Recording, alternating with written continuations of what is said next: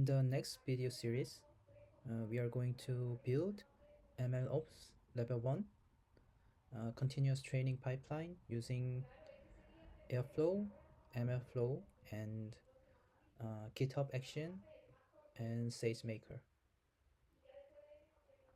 This video series composed of 4 series. First, we are going to introduce entire architecture and introduce how to set up the infrastructure. Second, we build feature engineering pipeline. Third, we build automated ML workflow using Airflow and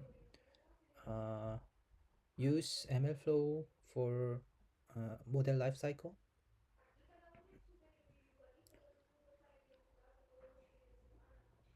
Lastly, we continuously deploy our production model to AWS SageMaker using GitHub Action.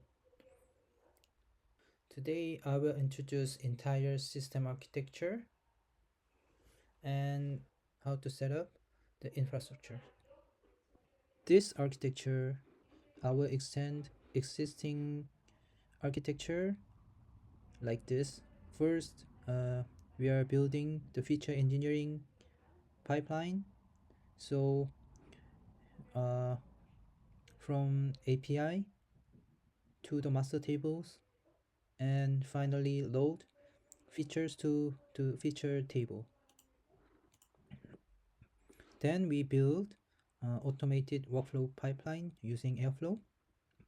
First, we extract data from the feature table.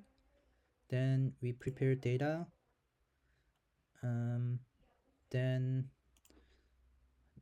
next task, we train the models, and after that we validation of the model using the root mean squared error. Then we prepare the export, and then we push model to the MLflow model registry.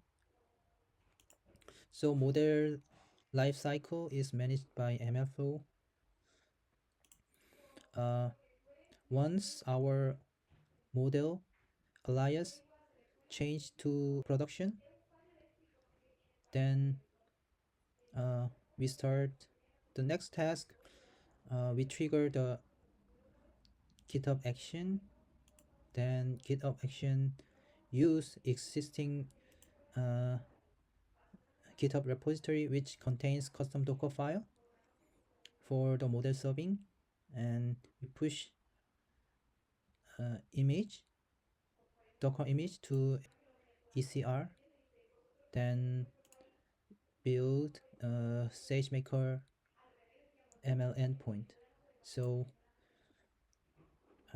we automated process from collecting the data and process the feature, then model training and model deployment. Today's video series, I will not include the model experiment. The purpose of this video is to demonstrate how to build the MLOps Level 1 continuous training pipeline. So this project is same as previous project, which is production ETL pipeline. So from here, I will integrate MLflow with existing Airflow system. To set up MLflow, we need one Postgres DB for metadata store, and another one is S3 bucket for artifact store. So we first create S3 bucket, create bucket, say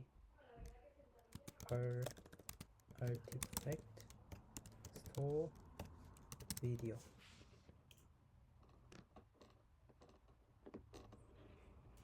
Create bucket.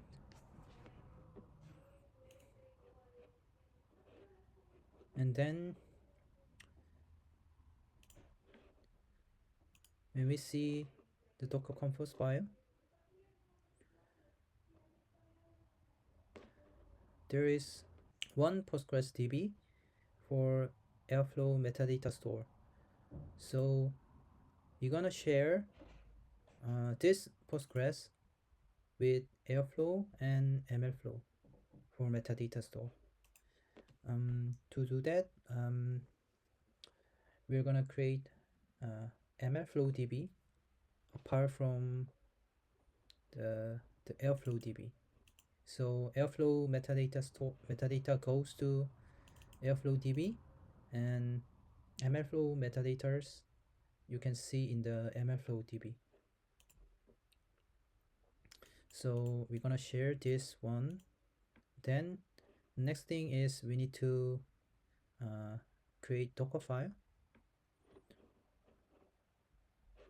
We can create new folder called MLflow. Inside MLflow, we can create Docker file, and we copy paste.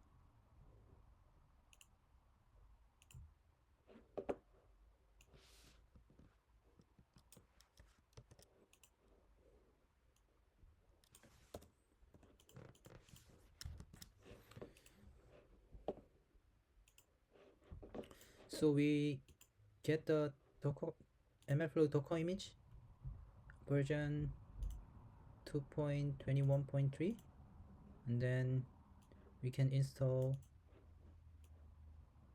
the psycopg binary and boto3 and close it.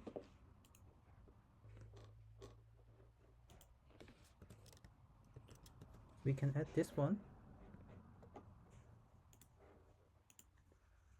build from MLflow directory, and find Docker file here, and we can set up the command MLflow server. So backend URI, we use the Postgres and MLflow DB, and artifact store, we get the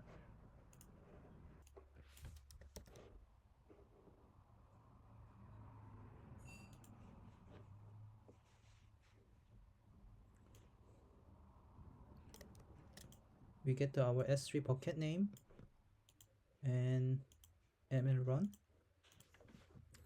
and then for the port we will give a 5001, and it depends on the Postgres. And then our MLflow tracking URI is this one, and then to access to S3 bucket we need access key ID and access secret key. We will save this one in the .env file.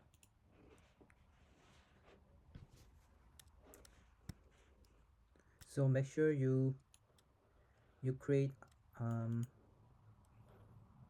the IAM role in AWS and make sure you get AWS access key ID and AWS secret access key. We go to IAM.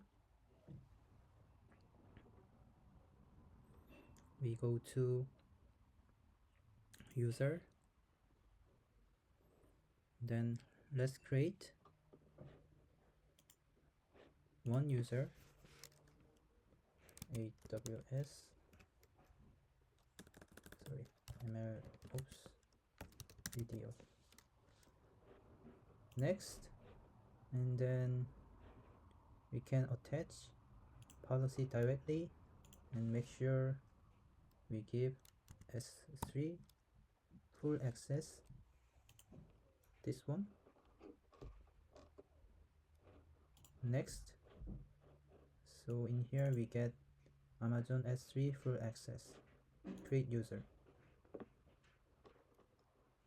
So when we go this row, make sure you have a correct access permission here, S3 full access. You can go down from security credential, and then if you scroll down you can see access keys and create access key. You can select any. I will click this one. You need to click and next. Description, you can skip it and create access key, and then you download CSV file, or you can save your access key and secret access key to somewhere. So once you download it or save it, your AWS access key ID and AWS secret access key, you can save this one in the .env file. So now you saved your AWS access key ID and AWS secret access key into .env file.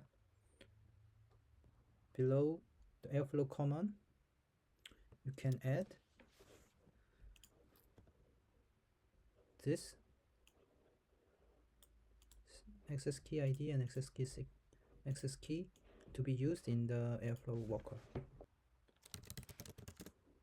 Then make sure Docker desktop is on, or any other Docker engine is on. Then Docker compose up.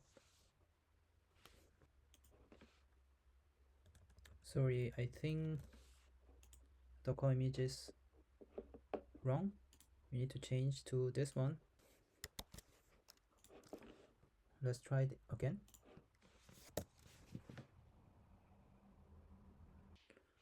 And when you see the log below, you can see the MLflow says the database MLflow does not exist. So we need to manually set up the MLflow database into the metadata store.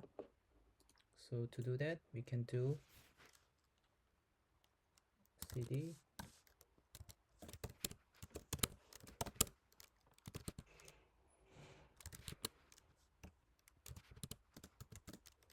docker ps.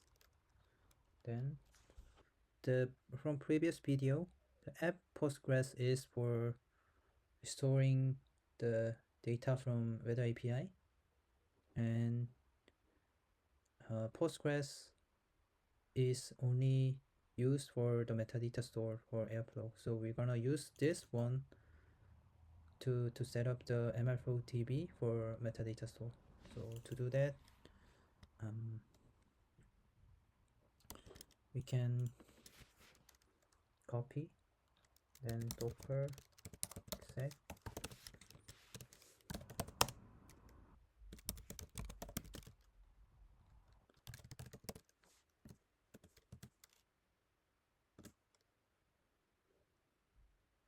we created MLflow database, and when we see it, we can see the database Airflow and also MLflow created. So I think it's we are done in in in the Postgres, so we can exit. So let's start the containers again.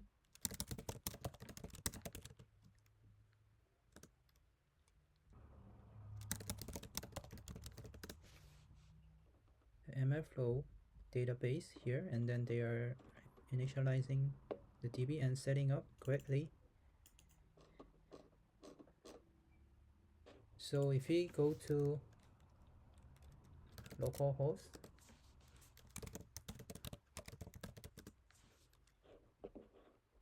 we can see Airflow web server is correctly working.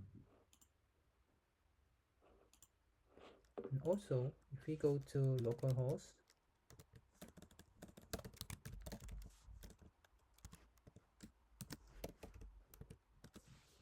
5001, we can see the MLflow server is now available.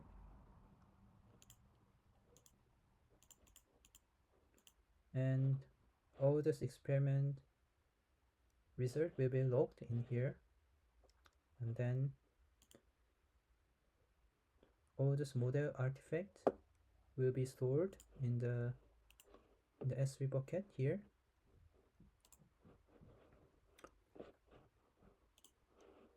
And then you will use model registry to track your model version. Yeah, so now we set up the infrastructure so we can use Airflow and MLflow together.